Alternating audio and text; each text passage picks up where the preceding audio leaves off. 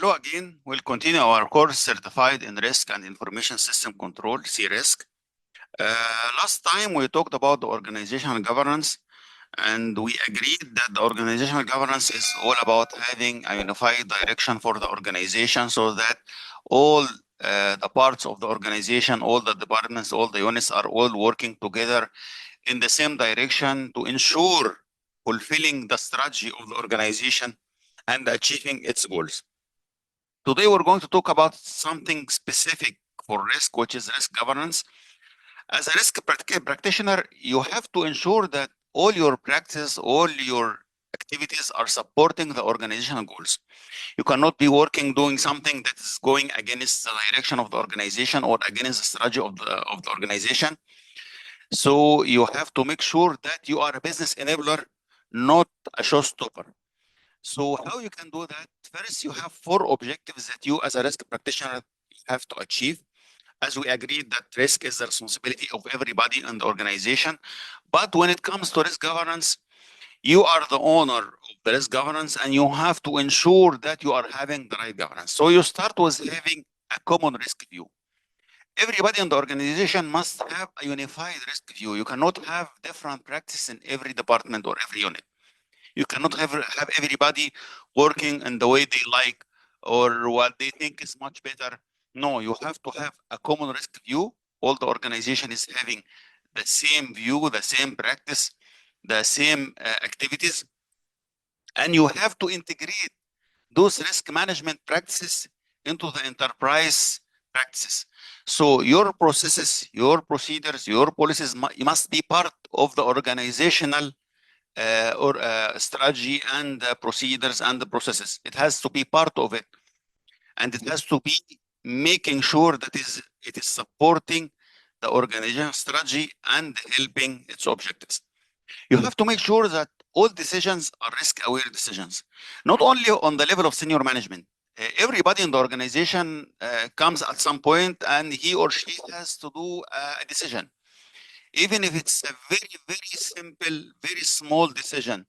But whenever anyone is doing a decision, he or she must be doing this decision while he is risk aware. He has to consider what risk is involved in this activity and what impacts, what alternatives there are. So everybody must have this risk mindset. It's your responsibility as a risk practitioner to make sure that everybody is having this unified risk mindset. And you must have effective control and monitoring process. Risk is not a one-time exercise. So you don't go ahead and do risk analysis and putting the controls and then you're fine. You can feel that you have done your job completely and you have nothing else to do. No, it's an ongoing process. You have to make sure that the controls are put in place. You have to make sure that all your controls are effective. You have to make sure that everybody is complying and doing those controls in the right way. And the controls themselves, you have to reassess the controls. You have to make sure that the controls that you selected are effective. Or you have to make sure that it did not change. Nothing has changed. That the control that was effective yesterday is not effective today. So you are always working in a dynamic environment. Everything is changing every day. Every day you have new threats and new risks. Whatever was working fine yesterday is not the best solution for tomorrow. So you have to do this ongoing monitoring and ensuring the effectiveness of the control, whether from the point of view of applying the control or the effectiveness of the control design itself. So to build a risk program, you have to make sure that your program is having some specific characteristics. Your risk program must be comprehensive. It has to be detailed enough so that it doesn't let anything to be in gray area. You cannot have something undefined, something that could be interpreted this way or that way. So you have to have a specific set of practices, and it has to be complete. You cannot have anything missing. You have to cover everything. You have to watch out for your scope. So your risk program must be complete, covering everything. It has to be auditable. You must have some way to measure the effectiveness and efficiency of your risk program. Because as said by the management guru Drucker, he said, whatever you cannot measure, you cannot manage. If you cannot measure it, how can you make sure that it's effective? How can you say that this is going fine? So it has to be auditable. It has to be justifiable. Why are we doing this practice? It's not that I'm going to one of the very good books in risk management and dumping everything in this book and making everybody abide by it. Because I think this is the best thing that can be done. But some of these practices could not be justifiable for your work. So it has to be justifiable. It has to be convincing. How is it serving the strategy and the goals of the organization? You have to be compliant. You are not working in an environment where you are putting your own laws and your own regulation. You have laws coming from the government. You have regulations coming from your regulator. We'll talk about it in details in the next slides. So your risk program must be compliant with these laws, regulation, and the best practices. There are lots of industry best practices that you have to consider because it will help you do a better job and it will help you to be more effective and more efficient. It has to be monitored. You have to monitor everything, as we said on the last slide. You have to do a continuous monitoring to make sure that all your controls are effective and applied well. You have to watch out for any new risks arising or existing risks changing in size. So maybe yesterday we had a risk that was having a low impact or having a low priority, but today this risk is becoming more probable or having more impact if it happens. So in that case, we will need to reconsider the controls we are putting for this risk. It has to be enforced. It's not something nice to have. So if you have some specific risk practices and you have some controls, it's not up to the person working in his cell to say, no, I don't like this control. So I'm not going to do it. I don't like this policy. No, it has to be enforced. It has to be up to date.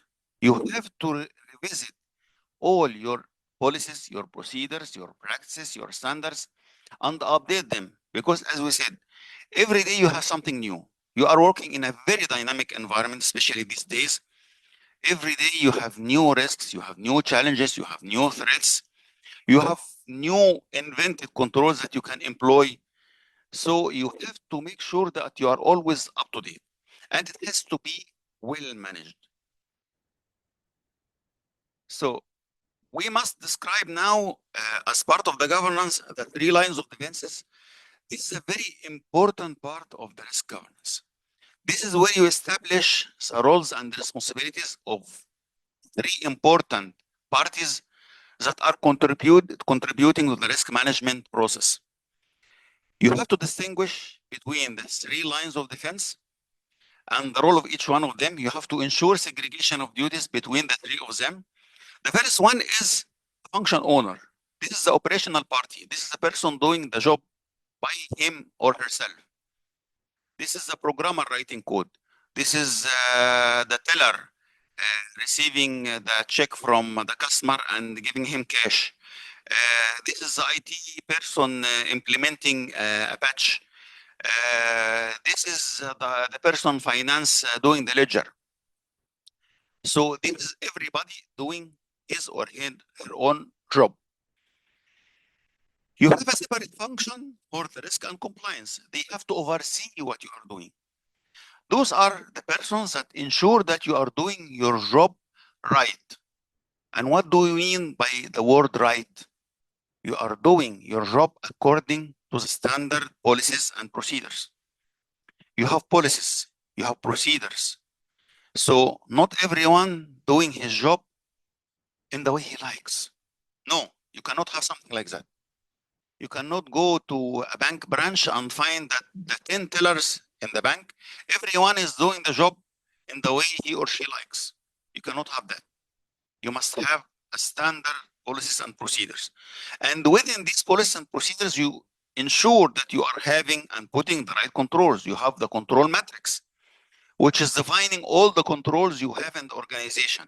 So the person in level 1, the operational person, has to do his or her job while complying with the risk practices and ensuring putting the controls in place.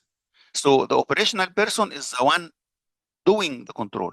So if your control is having a daily backup of your data, you have someone in level 1 taking backup every day. So what does the risk person do? The risk person will go ahead and check, did you take a daily backup? Show me. So for the last month, we had 30 days. Show me 30 backups. If one of them is missing, we have a problem. What else should the risk person do? The risk person ensures that the control is implemented, but they have to ensure that the control itself is designed right. So once we take the daily backup, they may find out that no, we had a massive outage and the database was corrupted, so we had to restore the backup.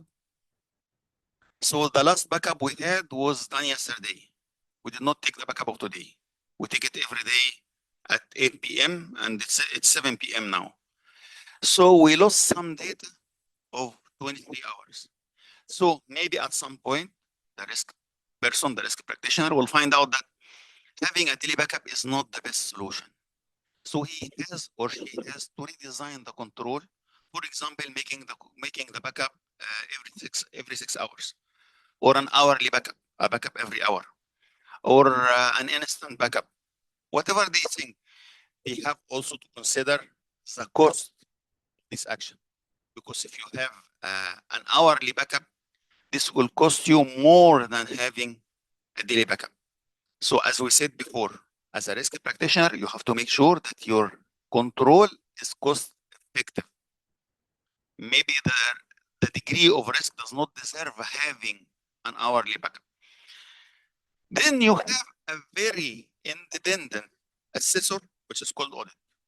Those are the guys reporting to the board. Nobody has authority over them except for the board, that they come and oversee what everybody is doing. They have to make sure that the functional person is doing the right job and the risk and compliance teams are doing their job. And after doing some assessments, they come out with some recommendation or some findings to make sure that all the organization is doing its job right. Sometimes you have different types of audit, not only the internal audit team. Sometimes you can hire an external auditor. You can get an audit firm to do an independent audit. If you are a regulated industry, you will have audits from your regulator. For example, banks have audits from their central banks. So to summarize the risk practitioner role, the risk practitioner is focusing on the first and second line roles. In the first line, they are supporting the first line. They are helping them. They are giving them advice. They are giving them insight. They are monitoring them. So it has to be a cooperative activity. But they must do their independent second role, ensuring that all the processes are done in the right way, all controls are implemented, and assessing the effectiveness of the implementation of the control and the effectiveness of the control itself. And if they need to redesign it, they go ahead and design it.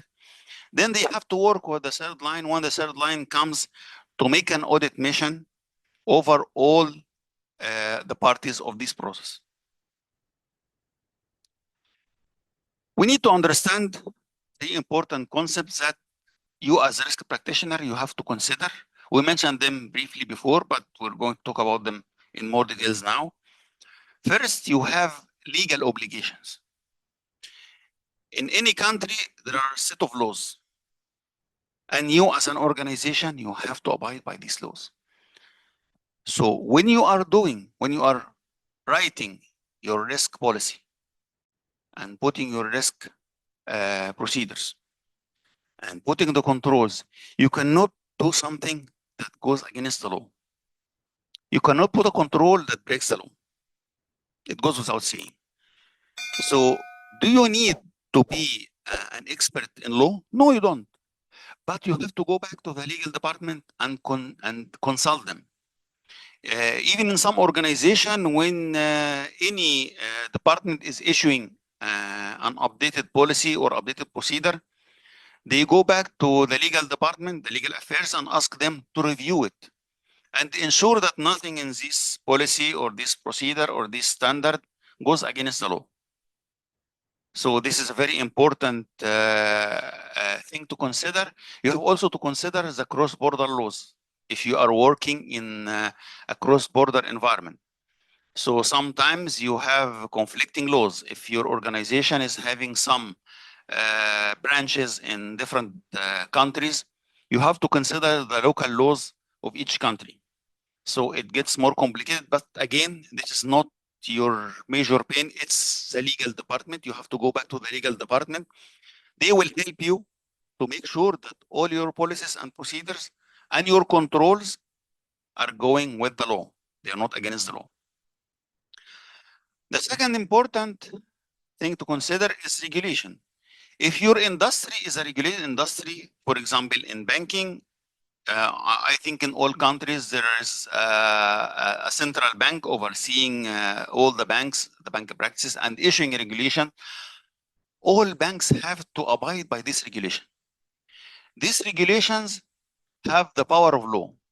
So why is it not part of the law? Because the law is general for everybody, but the regulations are specific for this industry. So the central bank is having its power from a law. A law was issued by the Congress or by your People's Assembly in your country, issuing a law that is giving the authority to the central bank to issue regulation and audit the banks to make sure that all banks are abiding by this regulation.